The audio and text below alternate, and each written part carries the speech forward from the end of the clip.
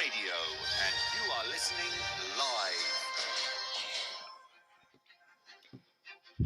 live. Good evening and welcome to the Late Tuesday Night Show. I'm Natalie Maher, and you can join me for the next hour where I will be discussing the importance of co-curricular in schools. Tonight I'll be joined by Nicole Tremblay. She's the Director of Theatre at Park Tudor School, Indianapolis. This is Teachers Talk Radio, and you are listening live.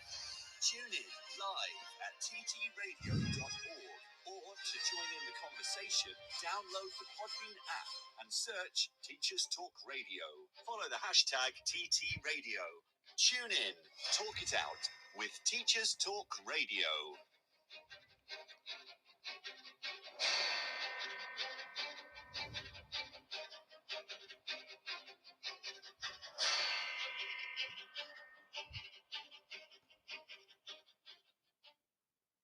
Hello, good evening, and welcome everyone. This is my debut Teachers Talk radio show. I'll be here 9 p.m. until 10 p.m. alternate Tuesdays on this late slot. I hope to cover a variety of topics, but first, let me introduce myself. I'm a drama specialist, and I've been director of drama for the last 6 years in an independent school. I'm a drama specialist, and I've got over 20 years teaching and experience in various secondary school settings in Essex, Hertfordshire, and London. Alongside teaching, I have my own theatre review podcast called Theatre Audience Podcast. So tonight's topic is on the importance of co-curricular in schools. And I'm joined this evening by an old colleague of mine from 2 schools ago, in fact. We worked together for 3 very full, successful and busy creative years. So I'm going to be talking tonight to Nicole Tremblay. She's been director of theatre at Park Tudor School in Indianapolis, Indiana, United States for the last 6 years. And this is a wonderful opportunity for us to have a catch up and talk education and drama and co-curricular, which are things that are really dear to our hearts. Let me see if Nicole is with me. I am. Hello, Nicole. Hi. Hi, thank you for agreeing to be my first guest on my first show on Teachers Talk Radio. I'm really thrilled to be here. Thanks so much for asking me. Oh, and so what time is it there in the States? Oh, I think we are just past 4 p.m. Eastern Standard Time. Excellent. And have you had a good day? Yeah, it's been a brilliant day. Yesterday was Martin Luther King Day, so we had a nice long weekend. And then today we went straight back into it. We had a dance company from Cincinnati working with our students all day today and tomorrow. So I'm on a little break. Yeah. Oh, on a little break. Do you have to go back into school? I sure do, yeah. Rehearsing 6 to 9 tonight. Oh my goodness. So this is a co-curricular in full swing. We are in action. Oh, goodness me. It's so nice to catch up. So how does it differ, co-curricular in America to here? Because we worked together. How long ago was that? Oh, you're testing my math brain. I don't. About 10 years ago, I think. 10, 12. So. Yeah, my goodness. Yeah. Oh my gosh. Yeah. So how does it differ? Well, gosh, I mean, America is a law unto itself when it comes to things like co-curricular. So I'm in the Midwest in Indianapolis, and our students go full hilt, right? Like we are in class from 8 a.m. until about 3:30 p.m. and then they'll go straight into sports. And then we rehearse from 6 to 9 for the arts. But like that obviously is not true across the board. I am in a private school. I would say that at our school, we really see the value of linking up all of these skills. Athletics, academics, and the arts all complement each other, which is, of course, true at any school and for any student. Yeah, absolutely. But it seems that the timetabling and the scheduling of that means that when you do have that drama time, that sport time, it's kind of sacrosanct and not interrupted, and or it sounds like you don't have to be taking the children out of other areas in order to do a dress rehearsal, for example. Is Right. that right? Although, well, yes, although we do follow that model. Okay. Our final dress rehearsal, so over a weekend we will do 2 days of tech, and then we do evening dress rehearsals, and then our Wednesday is like our one big final day.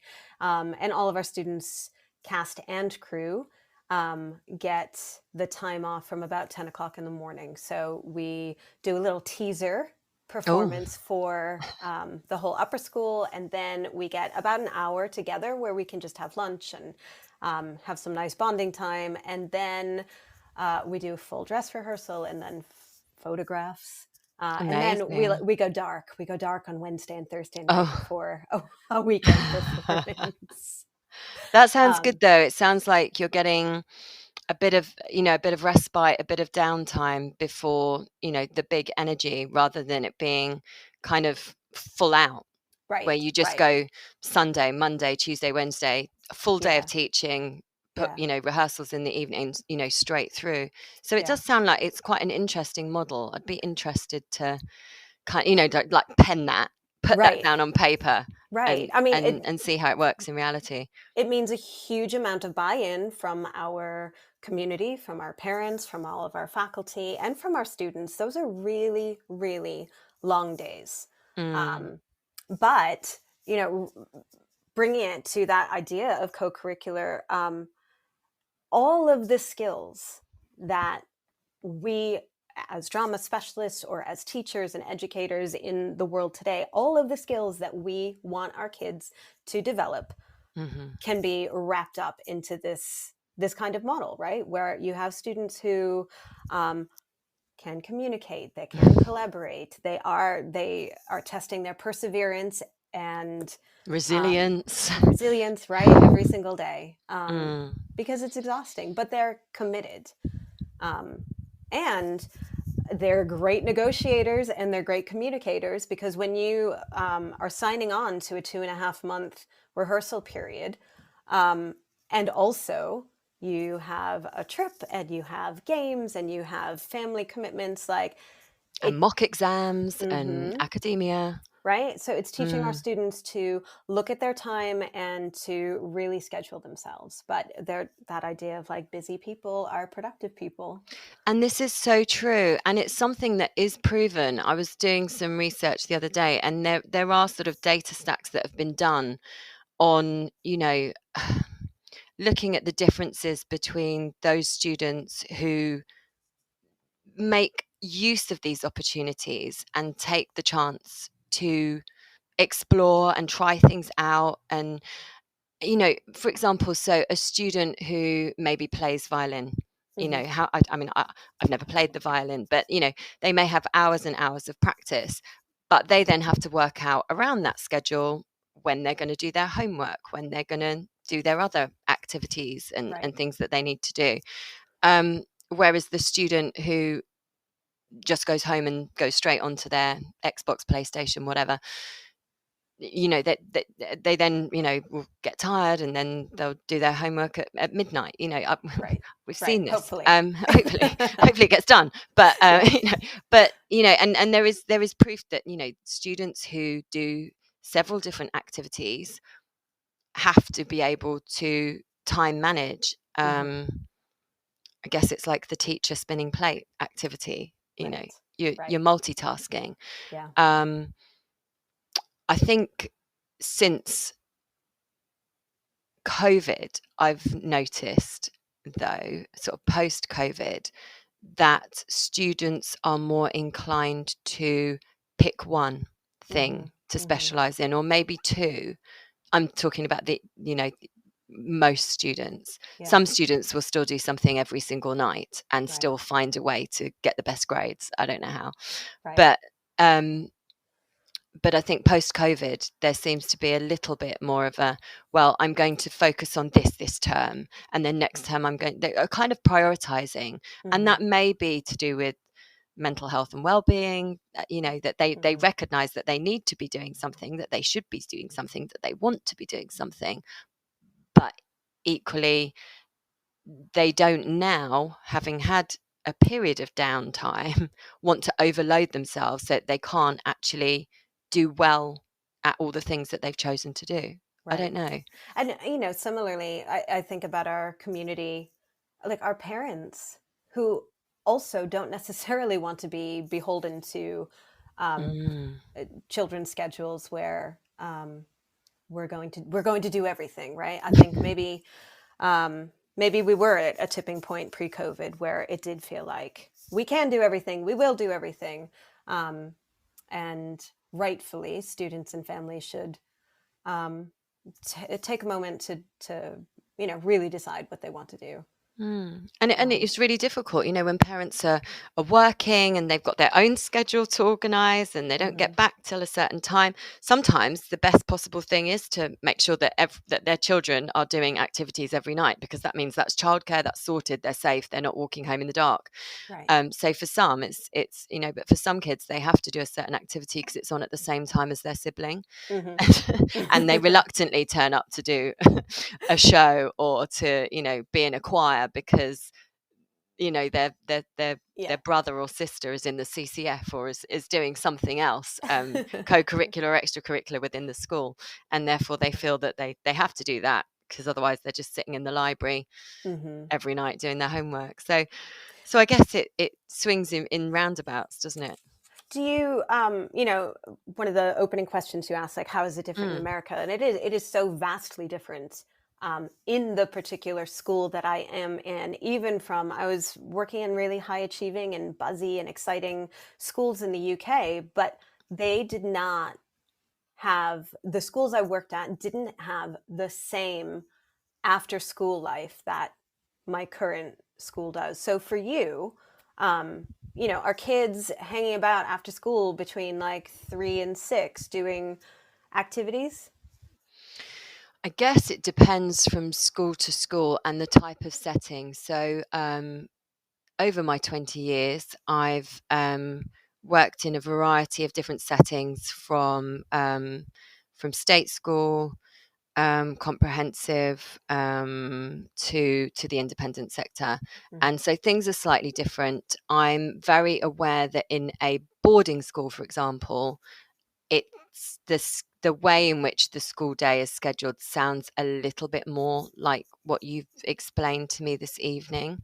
In terms, they'll have downtime, they'll have prep time, and then they go off into activities time. I haven't worked in a boarding school, but I have done some independent examining in a boarding school, and that was very much the process, because their evenings were scheduled much as the school day is. So the sort of academic parts took place during the day, but also if they're doing GCSE drama, that happens in the school day because that's part of the curriculum, that's part of the academic side of things. But then they would have, like you, a 6 till 9 rehearsal. Whereas for me, in the settings that I've worked in, including the one that we've worked in together, it would be more of a, you start straight after school and then you rehearse for 2 hours, 3 hours, whatever it is you've decided, or 2 nights a week. And then, nearer the time, you pull a Sunday, an all day. Remember those? I sure do. Those productions. Of course, in those days, we also had to make our own set and cobble together the costumes and, maybe figure out lighting or hire in lighting. And that also is just a totally different experience for me here, because within our curriculum, we have a technical theater program. And my technical theater director is like my soulmate. And so he is teaching all day the process of design and lighting and sound design, set design, and then they're building. So if you're looking at a co-curricular model, you see it really strongly when it is literally built in to the curriculum time that they're given. That's phenomenal, because that really shows that appreciation of time. I mean, I have a great theatre technician, and we have a technical theatre club, but that runs in a lunch hour. It's, it's not a program, it's our little program. And then, the kids come in, we might, get sweets and pizza, and they paint the set, and they're making little things, and, painting this and building this and gluing this. And that's a wonderful example.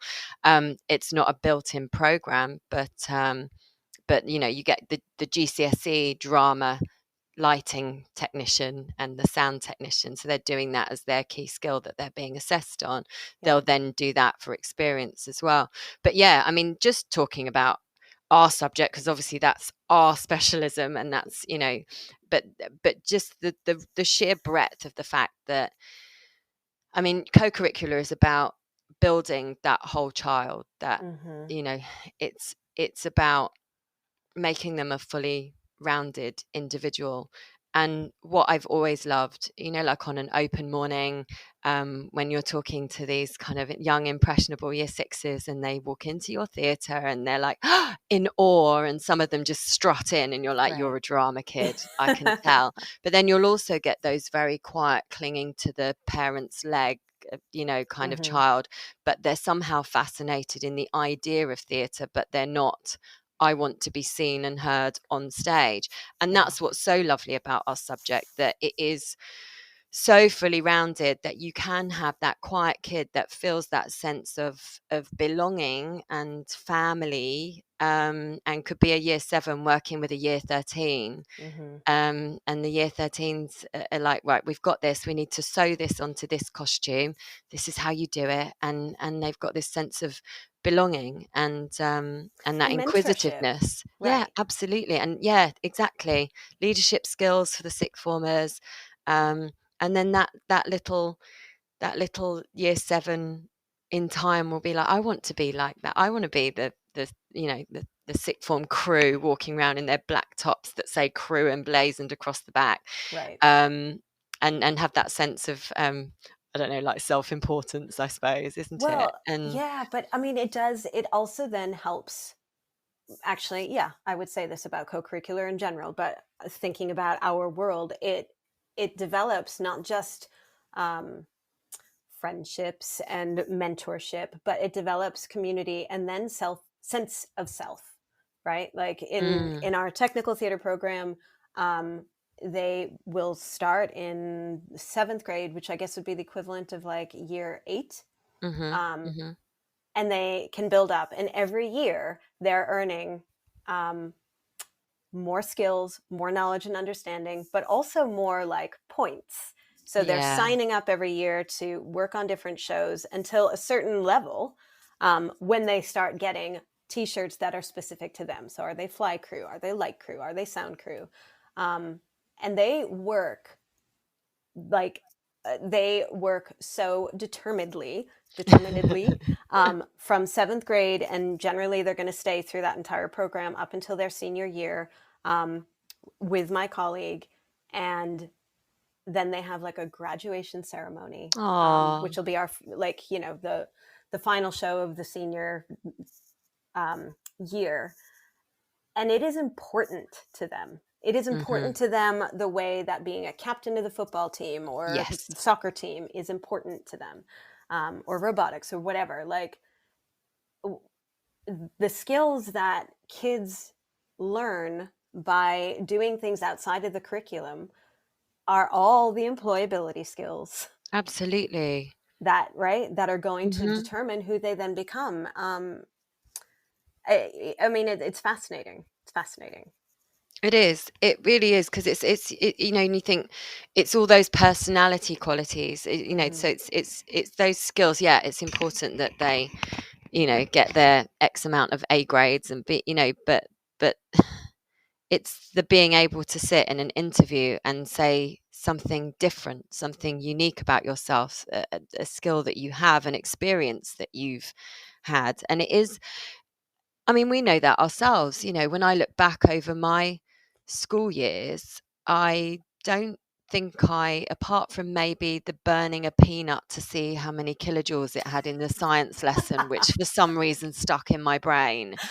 But other than that, the things that I remember are the lead part in the school show, are being part of the netball team for 7 years, changing the different, positions that I played every now and then, for the glory of goal attack. And then like, actually, no, I'm really tall now, so I'll be goal defense. But, those are the things that you remember, sitting on the coach, going to that big, final South London competition between all the big school, and Yeah. and that's the memories, that's the stuff that I remember. I mean, of course there's going to be some of our listeners are going to be maths teachers, geography teachers, history teachers, and their memories from school may be very, very, very different. It might be, when they Well, went to a it's certain often about, museum and yeah, the Alan Turing experience. I don't know. yeah. I just don't know. But Well, I but I feel like know you're what. trying to capture Yeah. its relationships and its Mm. experiences,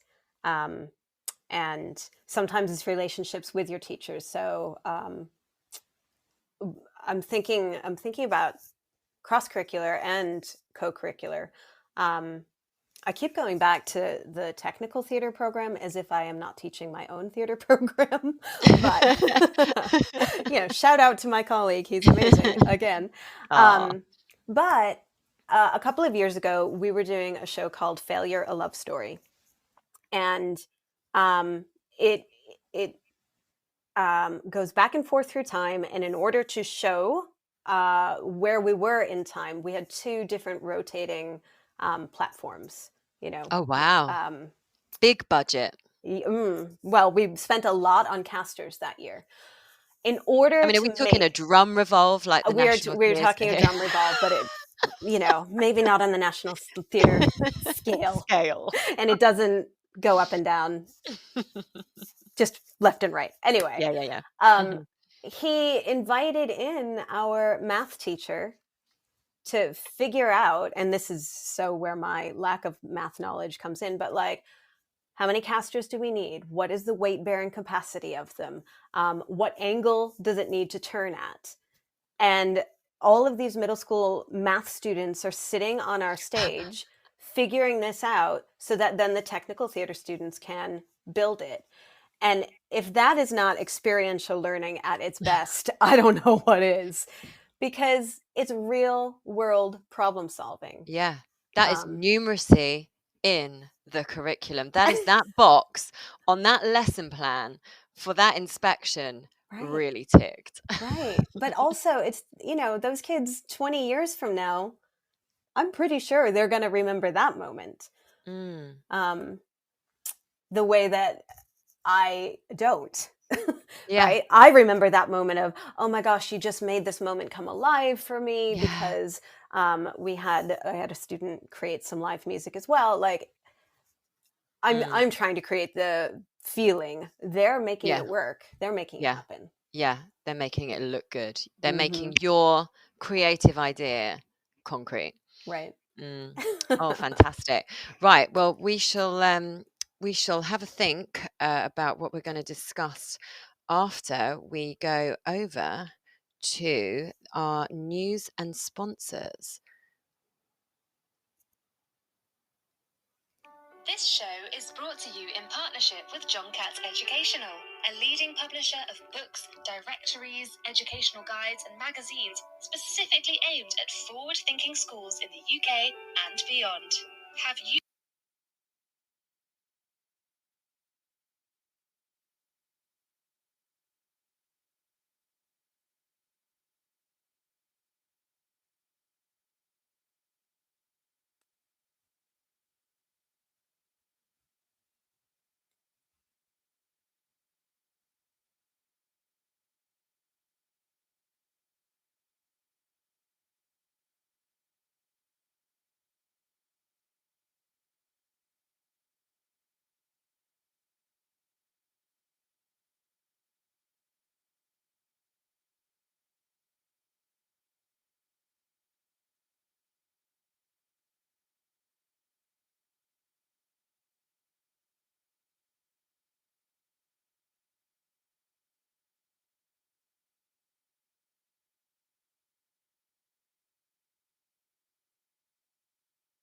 Is yet to release the results of its ballot and will also need to reach the 50% member turnout needed for lawful industrial action. In Scotland, the Scottish Secondary Teachers Association has warned of further strike action following walkouts by primary and secondary staff. It says it has no option unless the Scottish Government puts forward a suitable pay offer. The EIS Union and Scottish NASUWT members also aim to continue with strike action until an agreement is reached. Scottish Education Secretary Shirley-Ann Somerville maintains that the demand for a 10% pay rise continues to be unaffordable. Meanwhile, the University and College Union has announced 15 new strike days planned across 150 UK universities in February and March. It has said that a pay offer worth between 4 and 5% made during recent talks is not enough, although the group representing university employers says that the offer is actually worth up to 7%. This comes after the government announced that tuition fees in England will be frozen for another 2 years. Although this is good news for students, the strikes mean more disruption to courses already affected by the pandemic. However, the National Union of Students has been broadly supportive of the industrial action, at least so far. Away from strike action, there have been further stories focusing on what should be taught in schools. This time, the focus is on educating pupils in the dangers of social media in spreading messages that are misogynistic and deeply toxic. The HuffPost website reports on Labour MP Alex Davey-Jones, who called in Parliament for ministers to do more to stamp out Andrew Tate-style misogyny and to stop boys being brainwashed. The MP asked what was being done to tackle radicalisation of young men, but PM Rishi Sunak responded that he was proud that this government launched the world-leading, world-first online safety bill. He also made reference to the autumn statement announcement of £2 billion of extra funding to schools. Although he did not respond with any direct reference to Tate, the online safety bill is expected to complete its final stages in the Commons shortly, before heading to the House of Lords. New figures released recently show that school absences in December were almost double the annual rate, and that this was due to illness. The absence rate, as reported in the Evening Standard, was 14.3% across state schools in the week beginning December the 12th, an increase from 7.8% across the year. The Department for Education in England said the increase was due to a rise in sick days as a result of winter illnesses such as flu, as well as COVID-19 and strep A infections such as scarlet fever. In the Channel Island of Jersey, BBC News reports that the government has brought in 11 UK supply teachers to cover for absent staff. The short-term and long-term measures have been put in place due to staffing shortages, and the supply teachers will cover for up to 2 terms. Short-term housing has been organised for those travelling to the island.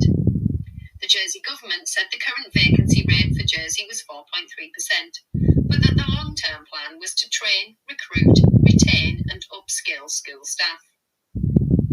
Finally, the Meanwhile in the Middle East section of the CNN website reports on the United Arab Emirates plan to become the first Arab nation to teach about the Holocaust in its schools.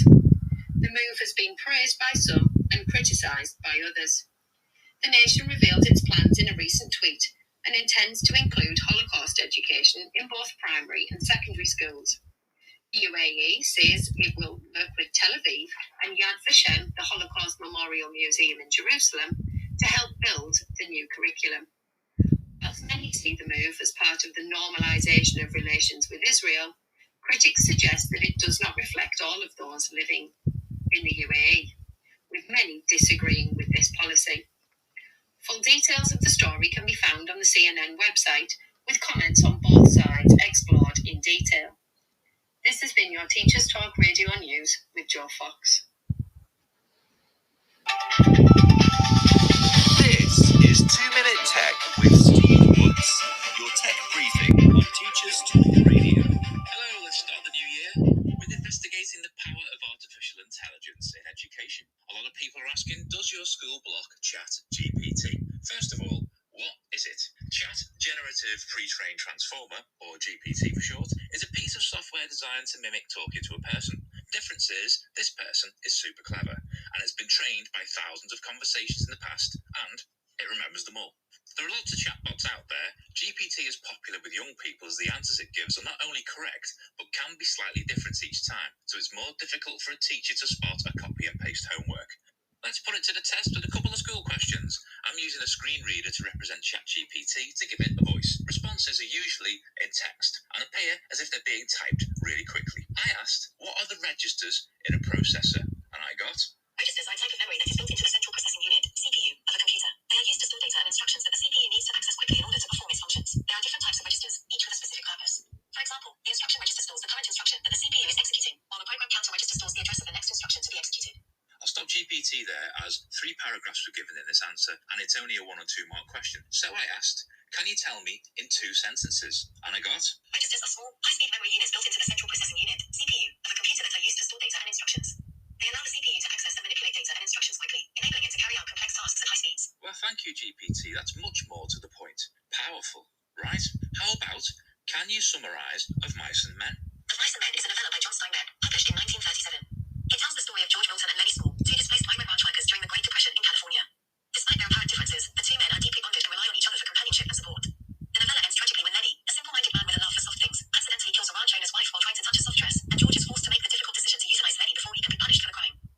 That's fantastic. However, there's some words in there that are quite big, and my teacher would be quite suspicious that I copied and pasted it. So I'll ask, can you summarise Of Mice and Men simply? Of Mice and Men is a story about 2 ranch workers, George and Lenny, who are traveling together and looking for work during the Great Depression. Lenny is a large, simple-minded man with a love for soft things, and George is his caretaker and protector. Despite their differences, the 2 men are deeply bonded and rely on each other for companionship and support. However, their relationship is ultimately tested when Lenny accidentally kills a ranch owner's wife, and George is forced to make a difficult decision to protect Lenny from the consequences of his actions. That's more like it. Now my homework's done, I think I just bought myself some more time on my games console. As always, I'd love to hear what you want to know about tech. Let us know at TT Radio Official. I'm Steve Woods, and that was 2 Minute Tech. 2 Minute Tech with Steve Woods. Your tech briefing on Teachers Talk Radio. Oh, brilliant. That was really useful. I found that quite fascinating. If you heard any sound issues then, big apologies from me. This experience this evening has been amazing. And actually, it reminded me a little bit of day 1 of teaching on Teams, where you're like, right, I got the skills of talking down. I know what I'm doing. I've got my subject matter. But I can't find my children. I don't know where they are. I've sent them off to different rooms. I've lost one group. And, so during the biggest pandemic, my biggest fear this evening was not about the talking, not about the public speaking. Those are my core skills, but about the technical issues, because you and I are used to having our technician to deal with the technical things. So a really big thank you to the Teachers Talk Radio family for being on call there to help me. So really appreciate it. I was listening, Nicole, to one of the Teachers Talk Radio shows earlier on in the week, and it was called What Skills Do Students Need to Study for Their Future? And it was like a lunchtime show with Brent Poland, and it was like a Sunday lunch show. It was a really good listen, so I do recommend our listeners listen to that. But there was this amazing snippet that he'd put into his show, and it was about students speaking in the youth parliament about what skills they're learning in school and what they're not learning in the curriculum. A lot of that was to do with life skills, but I think we can definitely turn this round with regards to what we're saying about drama, about art, about sport, about music, about co-curricular, and how these are really important skills for our young people to leave school with, especially post-pandemic. Right. I wish that I had the kind of brain that retained like specific information about things that I've read and heard. But something that really stuck with me a number of years ago when I was teaching in the UK, and there was a study about the skills that young people need to be successful and competitive and employable in our near future. And those skills were not necessarily what we were learning in our core subjects. Of course, we need English, math, science, history. But what we actually also need are people with creative thinking, problem solving, that like out of the box problem solving that, probably gets spacecraft back onto Earth in a MacGyver-esque way. Like you need people who are creative thinkers. And I guess also with co-curricular, you learn what your strengths are and what other members of your team's strengths are, so that you can surround yourself with people who can solve a problem together. Absolutely. And it's part of the core skills of drama, isn't it? It's about sort of evaluating, creating, performing. At times you have to lead, at other times you have to sit back and listen to your team when you're devising and you're creating. And I mean, I think that is the key thing about drama and sport, although there are a lot of individual sports, obviously. Yeah. But where you have got to listen to others and work as a team and not railroad your ideas through, regardless, my way or the highway, but that you are able to sit back and go, actually, let's roll with that, let's try that. It might not work out, but that's what I love about our subject is the way that sometimes you have to tap a student on the shoulder and say, why don't you try that? Yeah. Because sometimes they're quick to dismiss a quiet child's ideas because that child is quiet, but actually that quiet child is often a thinking child, and they're often thinking, let's let you all fail first. Right. And then I'll roll in with the correct solution or a great idea. Yeah. Well, it's finding the space for all young people to feel safe, right? Safe in their learning environment, and then feel safe enough to be brave and stretch themselves beyond what feels good. I think COVID really gave everybody an opportunity to turn inward and relearning how to step out, right? It's been tricky. Absolutely. I know teachers globally are thinking, yeah, there was some learning lost, but we're also thinking like, okay, but there was also like, we need some time for healing before we can then push back into asking kids to be brave or scared or take those risks. Yeah. But that I guess that's the thing about being a teacher as well, isn't it? I guess is that we are adaptable.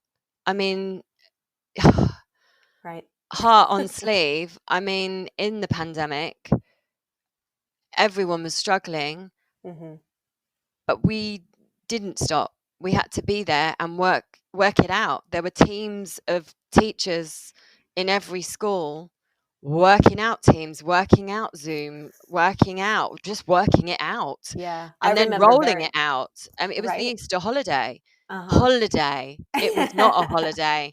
We were all in Teams meetings in our groups, and I'm director of drama, I'm a team leader. Yeah. But my skill set is not technical stuff. And so, I'm saying help me to people that I'm normally leading, and that's massive, that's huge. And the whole profession went online. Everyone had to adapt their schemes of work, I actually found that when we were online teaching the theory side and the exam spec stuff was just 100, it was so much easier because everyone had a device, everyone was able to type essay questions to me. I was able to edit, send them back. They were all in the room at the same time. We would read some out, we would hear it. Whereas in a classroom where you've not all got devices and you're not on computers, we're listening, we're writing it out. It's a different skill set. Obviously the practical stuff was impossible, but actually the practical stuff was easier online than it was when we went back into school and teaching drama had masks on our faces. Right. Did it Did it change your practice back in the classroom? You know, that idea of like actually changing the way that I teach theory because of my time online massively changed. I I think don't there's know been what. a huge, yeah, I think there's Yeah. been a huge shift. A lot of that comes down to accessibility and, Right. and the individual school. And, some schools have rolled out sort of devices across different year groups. And now it means that can be a thing. I'm also, 20 years in the profession, times that by 2 and a little bit more. I'm old school. Mm-hmm. I'm the generation that does both. The pen and paper stuff, we do that really well. We write neatly.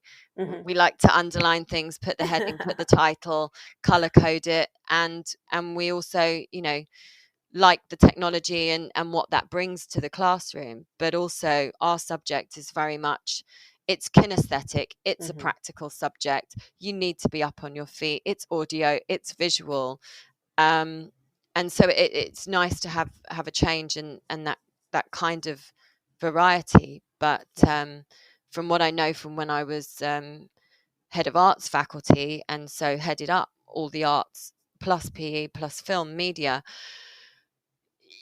every subject is very different, but within that umbrella of Mm-hmm. of subjects, they're all taught in a completely different way, even though they're all practical subjects. And so I guess everyone can take the benefits from that, but also I guess we're just in a completely different sphere. Teaching has changed Yeah. in so many ways. Due to technology, but I guess we're here to talk about co-curricular. I've gone off on a massive tangent. I think that COVID makes anytime like it's brought up in a conversation, it brings us all on a tangent. But to your point about the way that we had to pivot at that point, it did feel like I was doing my master's all over again, right? That Oh yeah. intensity of learning. But Mm. that also makes me respect our students even more, right? When Mm. we as teachers, we don't often take a step back and think about what the experience is from a student perspective.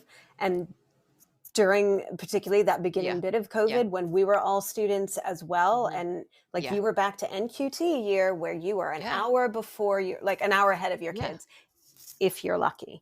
Yeah. And then sometimes you're 20 minutes behind them. But also you're teaching a lesson in a way that you've never experienced before, Right. without going to watch someone else doing their online lesson and being in the room and going, actually, oh right, now I know how to click that button. It's a bit Right. like tonight with the Right. technicalities here. But It's risk taking. It's risk taking and going out of our comfort zone. Again, which we are asking kids all of the time to do, whether we even think about it or not, right? Like Yeah. I often try to remember or try to remind myself when students walk in during the day into a class or in the evening into a rehearsal, like they have their own universe going Yeah. on As above their well. heads as they walk in. And I don't, I'm not even sure why I'm bringing it up other than just to like think about equity and inclusion and accessibility, like trying to meet our kids where they are across the board. Yeah, and it is, and it's that adaptability, and it's that, they may have 100 deadlines above their head. They might, all sorts of different things, but when they come into that room, it's a safe space. It's anyone can be anyone, everyone, all these different characters they get to play.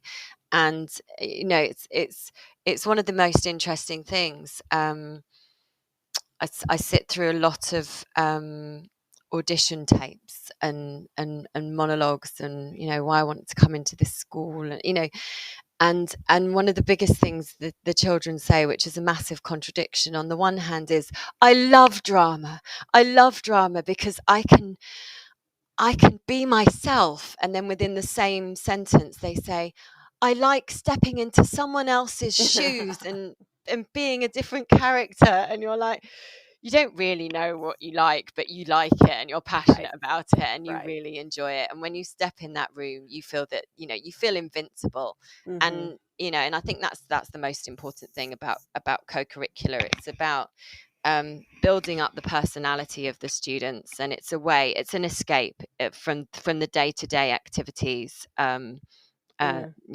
scheduled timetable, and like, was in a musical theatre club today, and there was only a few of the children turned up because there was other activities on all of a sudden that clashed, and just seeing that progress from they started learning the song, and then we took the song away and got them to just perform it as if it was a monologue acting. Mhm. And then they put the layers on top, and Mhm. they were singing out. I had goosebumps on my arm, and that was one of those moments where you're like, do you know what? I might be exhausted and but this is why we do it. This is Right. why we're teachers, and it's for those moments, and it's for the co-curricular, because that's Yeah. where I get to be as creative, and you get to be as creative as you possibly can be. Yeah, I had an amazing experience. It wasn't even my experience, but I got to sort of witness and live it together.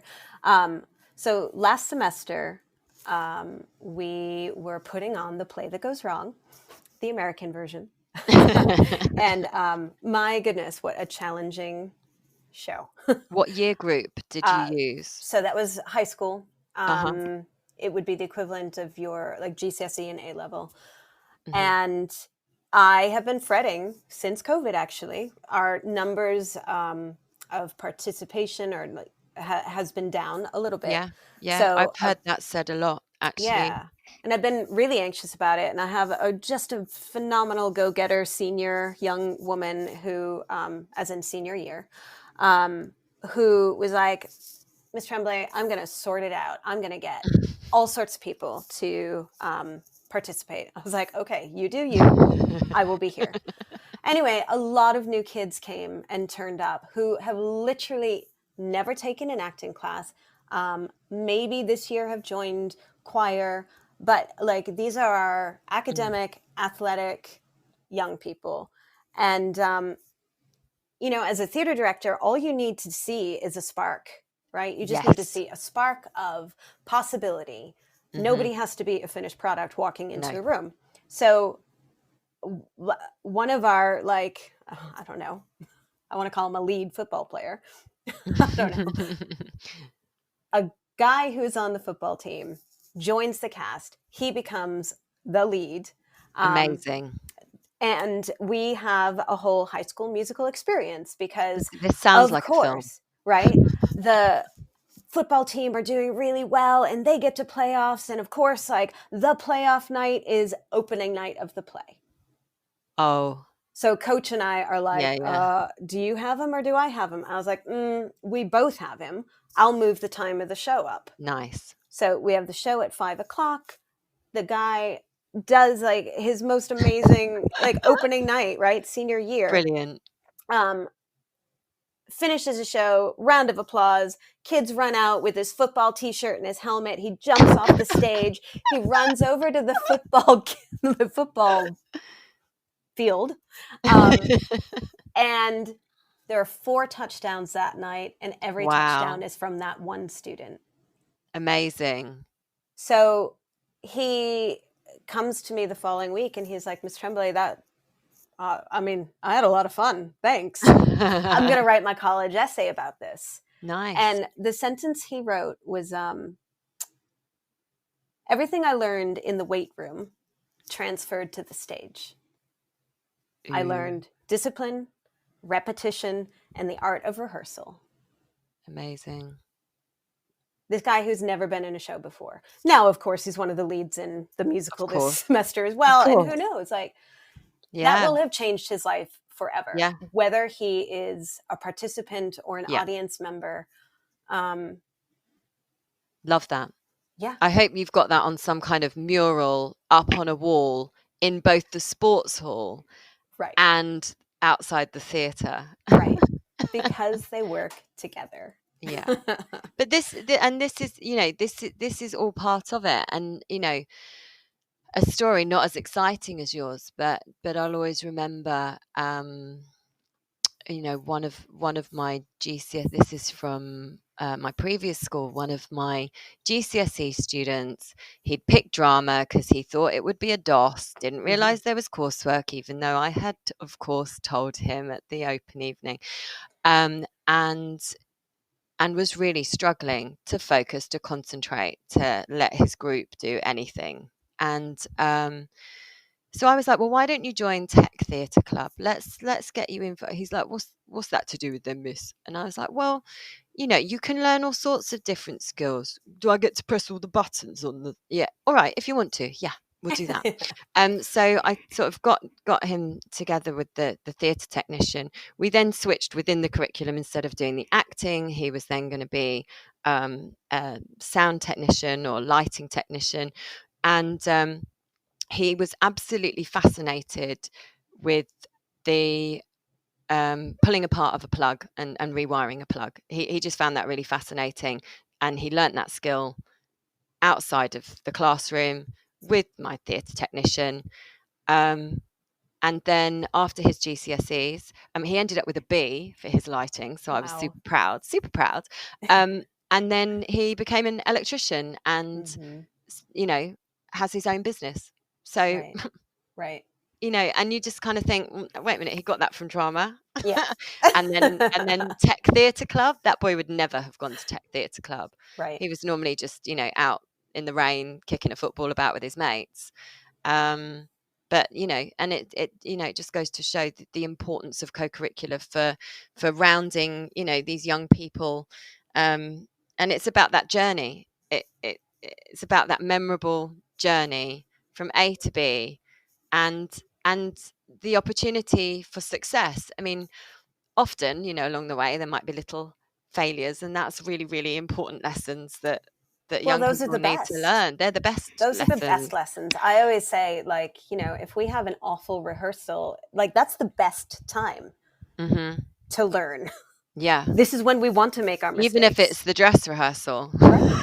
It's stressful. It's super stressful, but you know, there's that. You know, it's going to be all right on the night. And that creative tension, and again, the problem solving, relying on everybody else around you to help get you out of that moment. It's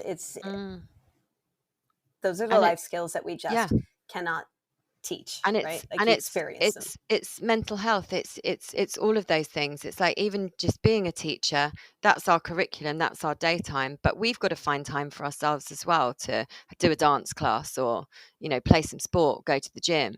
And it's the same for the kids. They need that escape, that opportunity to let off steam, to do something a little bit different, and it gives you that high. You know, you think, oh, I'm really knackered, but I'll go to the gym, and then afterwards you're like, oh, really pleased I did that. And that's like your young person, you know, and all of that success, and that experience, and that is stuff that will go on the CV, so will help, you know, wherever he goes in the future, academically or personally. Right. You know, and I am even as we're having this conversation, I am totally aware that we are talking about the ideal situations, right? Yes, we're talking about families who are able to support their drive kids, them around, right? And and I am aware that there is a whole faction of young people that would love to be involved and don't get that opportunity. So I just want to say that out loud. Absolutely. Like, that's and that is the thing. You know, I've worked, you know, in various different London schools as well, and trained in various different London schools as well, and you know, some of those students weren't given that. You know, there were different things they had to do, family things they had to do straight after school. They weren't able to stick around in school and take note of the opportunities. And also during COVID, you know, some students, co-curricular was gone. Right. We did Right. we were lucky. Our children had devices. They were able to access, and we were doing play reading. We were doing radio plays. We were doing whatever we could to think of to ensure that a school production would still happen as a podcast. We were doing whatever it was that we could to ensure that we were trying to support these kids' mental health, whether it was little video diaries or whatever that could then be put together as a little play. We were doing it, but not every school had that ability, and not every child in every household had a laptop and was able to continue their learning or their co-curricular at that time. And also there are some kids who are pushed by their parents to do so many co-curricular activities that they are so overscheduled that they are overwhelmed. Right. So there is definitely a balance that needs to come from it. But I've really enjoyed our conversation this evening, and just catching up and chatting about all these wonderful experiences and finding out, how it is over there in the States. Yes. So, And, yeah. that invitation, we talked about this before, but the invitation to bring a group of students over Yes. still exists. And we're hoping that we will be able to come visit you again, too. Yeah, absolutely. And that was an amazing collaboration when you brought your students over, and we got Frantic Assembly in, did a workshop in my theatre, then took them to see, was it Jamie? Yes. And yeah, just a wonderful And experience. ran into two of our ex-students Two of our that night. ex-pupils, one working at a theatre, Yeah. one Creating his randomly own in a theater burger bar. company. Yeah. And and that's part of this co-curricular as well. It's just that wonderful knowledge that you've sent these young people off into the world, and they're being super successful. One of our ex-pupils did costume on Six, got people in Netflix shows, people in the West End, and and that just for us means that somehow we're inspiring our students, just like my dear teachers inspired me for a love of drama. So anyway, thank you to all of my listeners this evening on this debut show. It was a delight to chat to you, Nicole, about our experiences and the importance of co-curricular for young people. I'll be here Tuesday, the 31st of January from 9 until 10 p.m. on The Late Late Show. Do tune in to all the other Teachers Talk radio shows. There's a really exciting program and lineup for the rest of this week. Big thank you to the whole TTR family for their support on the technical side of things with this show this evening. And take care, and thank you for listening. You've been listening to Teachers Talk Radio. Tune in live and listen back at ttradio.org. We look forward to hearing from you next time on Teachers Talk Radio.